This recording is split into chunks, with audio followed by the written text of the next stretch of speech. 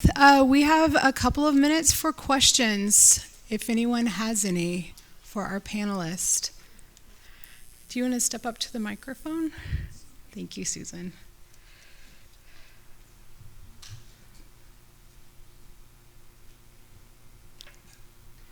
Question for Rolando. Sorry. Okay. I've heard that the U.S. Fish and Wildlife Service can provide assistance with seed drilling if the vegetation is restoring habitat for birds that they're interested in managing.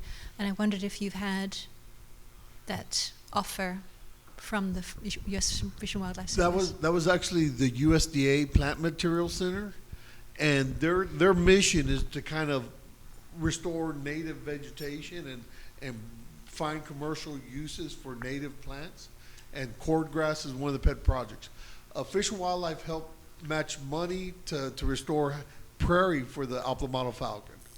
But then also they let us go on their land where they burn, and so we can get seed that have a higher germination rate. Oh, yes. But then they're going to provide, they're the only fire crew in town, so they'll actually be doing the burning, because our fire management officer is out of Big Bend, and the fire crew's out of Big Bend. So, and there's such small windows to do burns down there. We're going to have to use the local Fish and Wildlife in coordination with our FMO. So yeah, they're a big part, but also what we're doing in learning to restore the coastal habitat and maintain it, it benefits all them, other people trying to restore and maintain open prairies.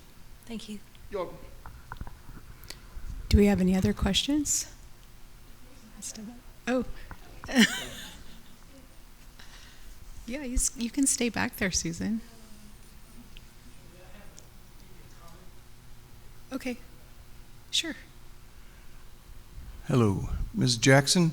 Do you have an opinion on the aviation marker on top of Texas' proudest, tallest peak, Guadalupe? What do you mean by an opinion? Well, some of us that frequent that spot wonder, is it in the right place? You know what? Rather than trying to commit political suicide up here, in all honesty, it's been up there so long. We get a lot of questions on that. We really do. I have no opinion. I have no opinion on that. What I find most inspirational is, I don't know if I mentioned in my talk, that hike up to Guad Peak is 6 to 8 hours for the average person. The elevation gain in less than 1.5 miles is about 3,000 feet. It's work. And when you earn that and you are at the peak, that feeling that you get, and like I said, connection to the landscape, I think that's what we focus on. We love to see pictures of people hiking, signing the book. There's a ammo can up there that you can sign the book. We actually do keep those signatures and those messages that people write in those books and bind them.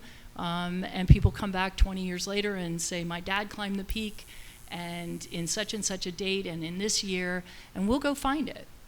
So you can see that signature. So, I think for us, it's the inspirational opportunity that we seek for that.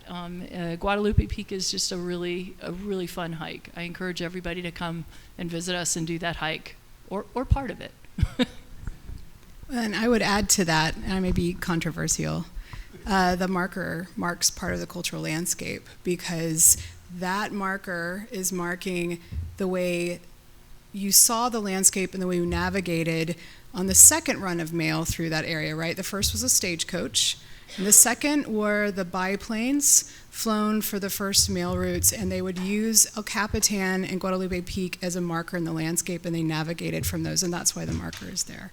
So the story at Guadalupe Mountains is incredibly layered, And it is exactly what Elizabeth was speaking to. There's so much there.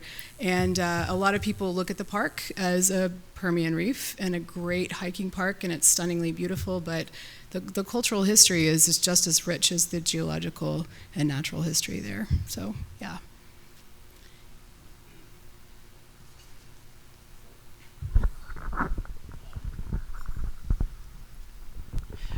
Just sort of an observation in terms of education and outreach, beyond just educating and interpreting cultural landscapes for the general public.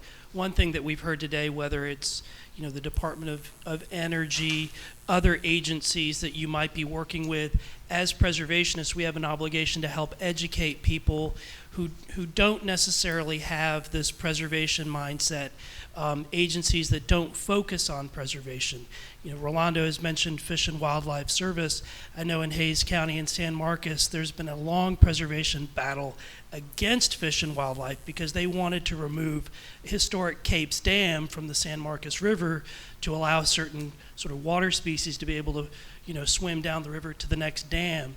But that dam is eligible for the National Register. So there's been a battle there in terms of educating Fish and Wildlife about the significance of that dam. We've also found, too, with groups, organizations that focus on landscape preservation, a lack of maybe focus or interest in the cultural resources. And as preservationists, I think we're learning to look at the landscape in addition to some of those buildings as well. So, take what you learn here and help to educate your partners in different agencies and units of government that may not understand and appreciate things the way we do.